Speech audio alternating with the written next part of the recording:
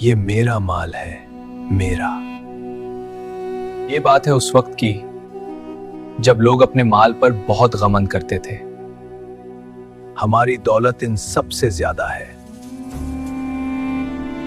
بات ہے اس دور کی جب لوگ سچ کو دیکھ کر بھی منہ پھیر لیتے تھے۔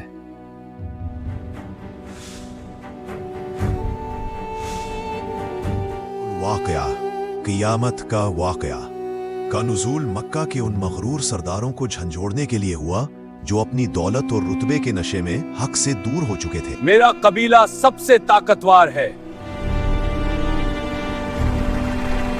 اس وقت مکہ کے لوگ سخت گمراہی میں پڑ چکے تھے، تب ہی یہ سورہ نازل ہوئی۔ بسم اللہ الرحمن الرحیم۔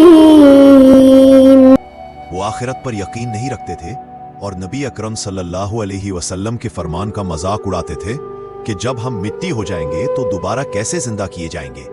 یہ صورت صرف رزق کی کشادگی کے لیے نہیں بلکہ یقین کامل اور آخرت کی حقیقت کو دلوں میں راسخ کرنے کے لیے نازل ہوئی۔ پھر آئیے دیکھتے ہیں کہ اللہ تعالیٰ نے اس سورے کو کن الفاظ میں بیان فرمایا ہے۔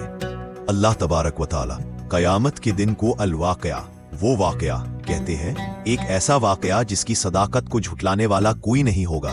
اس دن دنیا میں انسان کا مقام و مرتبہ بے معنی ہو جائے گا اور اس کی درجہ بندی صرف 3 گروہوں میں ہوگی جو صرف اور صرف اس کے ایمان اور اعمال پر مبنی ہوگی۔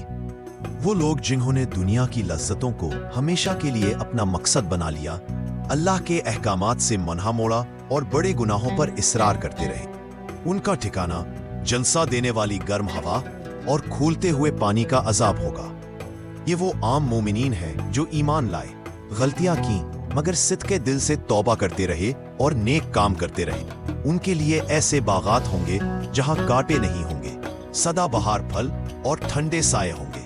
یہ اولیاء اللہ، شہداء اور وہ مخلص بندے ہوں گے جو ہر نیکی میں آگے رہے اور اپنا سب کچھ دین کے لیے وقف کر دیا۔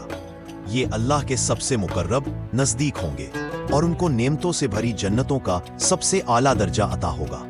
سورت آگے بڑھ کر شک کرنے والوں کو ان کی عقل و فہم سے چیلنج کرتی ہے۔ کیا تم نے غور کیا کہ تم جو نطفہ ٹپکاتے ہو اسے خوبصورت انسان بنانے والے تم ہو یا ہم؟ کیا کھیت میں بیج سے فصل اگانے والے تم ہو یا اللہ؟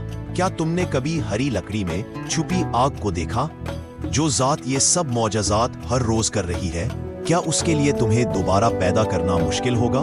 بس سورت کا بنیادی پیغام یہی ہے، بلکہ آخرت میں کامیابی کا تاج ہے اور ہمیں اپنا گروہ بائیں، دائیں یا سابقون خود چننا ہے۔